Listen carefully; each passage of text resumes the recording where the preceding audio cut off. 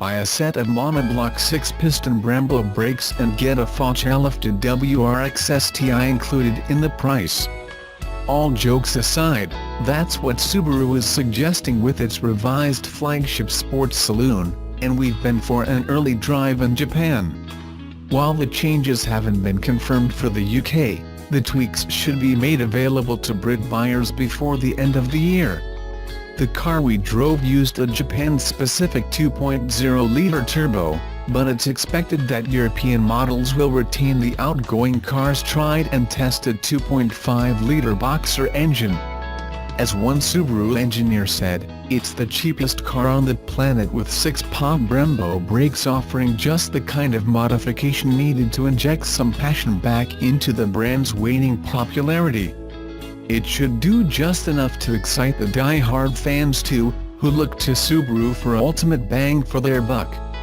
With the facelift in 2018 WRX STI, Subaru is giving its customers what they've been crying out for, namely fire brakes and even sharper handling. During our brief sprint around the mountainous Ice Cycle Sports Center south of Tokyo, we were able to drive the current and revised models back to back, and the result was more startling than you might imagine. Gone are the signature STI gold rims with red 4-piston Brembo brakes, replaced by new black 19-inch wheels and bright yellow 6-piston calipers with bigger drilled rotors. Apparently, American buyers in particular had complained about the insufficient stopping power and brake fade, though all markets should benefit from the upgrades in the not-too-distant future. Some owners said their brakes would only last a couple of laps during track days, so we needed to fix that issue, said one engineer. Now the brakes will last a whole 30-minute track session and with almost no brake fade. To put the new brakes to the test, we tried both old and new on a high-speed straight that leads into a set of tight corners. As expected, the new setup allowed us to brake far later than the existing items, and without drama. The revised Brembos wipe speed off far quicker, while also letting the car stay flatter with less nosedive. And even after 2 hot laps and some heavy braking trials, the new brakes showed no fade, while the 4-pots exhibited sponginess after just a handful of quick corners. Disappointingly, however, there's no extra power or torque. That means the saloon gets the same 2.0-litre turbocharged boxer engine in Japan, and an identical, larger, 2.5-litre unit here in the UK. The STI retains the current model's 6-speed manual gearbox and 4-wheel drive system. Despite the increased capacity, the 2.5 is slightly 296 bhp and 407 Nm place 300 bhp and 422 Nm, down on its Japanese equivalent. Subaru claims a 0-60 mph of 5.0 seconds flat, which is on par with the UK car's time. And as long as you keep the revs and turbo spinning above 3,500 RPMs, you can avoid the noticeable lag and access peak boost whenever necessary. One other significant upgrade to the facelifted STI is in its multi-mode driver control center differential all-wheel drive system. This revised setup has been made fully electronic this time round, a modification that makes the car's reaction times quicker to driver input. It is now able to distribute torque faster too, with a 41%/59% front-rear split. It lets you turn in that little bit sharper and get back on the throttle even earlier, while also reducing sideways tire slip and improving overall grip. Minor revisions to suspension spring rates and damper settings have also helped boost handling. The ride is still hard, but the revisions have given the STI more compliance and made it easier to live with day to day. In addition to the new black rims and yellow brake calipers, Subaru has removed the bench-sized rear spoiler, relegating it to the options list. It's unclear whether this will apply to UK cars, but it's a nice deletion for those less keen on shouting about their car's boisterous character. Inside, the STI gets specially designed, body-hugging Recaro seats and a larger 8-inch sat-nav screen.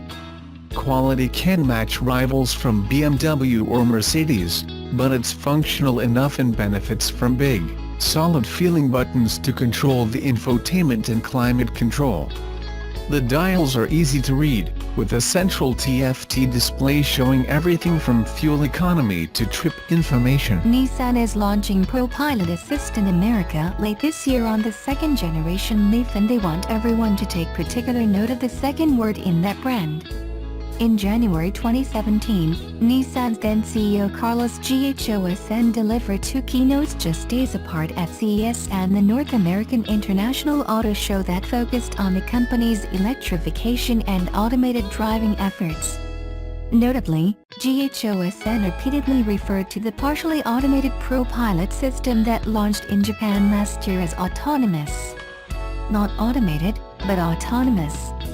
Here in America, the system is called ProPilot Assist because this is not an autonomous driving system, but a driver assist. While we won't get to see the new Leaf Sans camouflage until September 5th, Nissan did invite a group of media to its Farmington Hills, Michigan engineering center to sample some Rogues equipped with the ProPilot Assist system. Nissan calls this a Level 2 automation system because it is capable of doing coordinated longitudinal and lateral control. That means it can handle acceleration, braking and steering. What it doesn't do is let the driver climb into the back seat to take a nap, or relax and watch a movie. ProPilot Assist builds on existing advanced driver assist systems including lane keeping assist and adaptive cruise control with enhanced software capabilities. As Andy Christensen, Senior Manager of Intelligent Transportation Research explained it, the system is designed to reduce stress and increase safety, not to replace the driver. Unlike Cadillac's Super Cruise and Audi's Traffic Jam Pilot, which are designed for hands-free use, the Nissan system explicitly requires drivers to keep at least one hand on the wheel at all times. A torque sensor in the steering wheel looks for small motions indicative of a driver holding the wheel or resistance to automatic steering motions.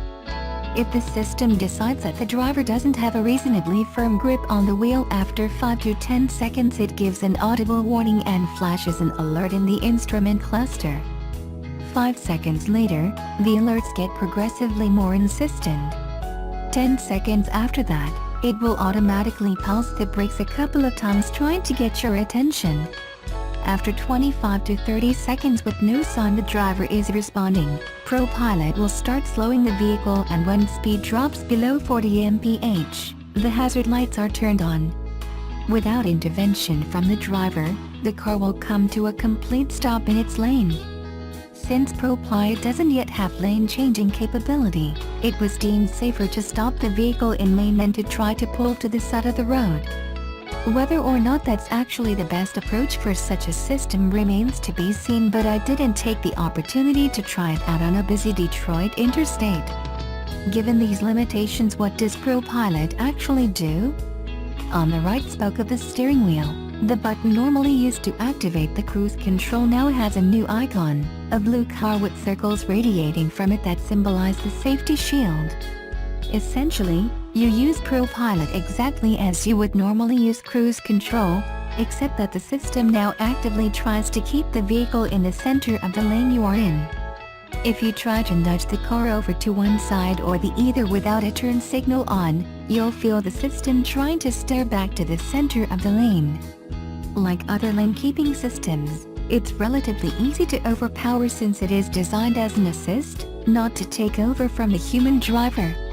The forward-facing radar tracks the vehicle ahead and maintains a consistent gap up to whatever speed you set. The graphics in the instrument cluster show when a vehicle is detected within range, and the lane markers go from gray to green when markings are detected consistently on both sides of the car. From a functional standpoint, the system seemed to work very well within the constraints of what it is designed to do. When lanes were detected, ProPilot did a very good job of keeping the road tracking the center without bouncing back and forth. This stretch of I-696 north of Detroit that we tested on features of a number of curves of varying radius as well as overpasses that saw us go from bright sunshine to dark shadow.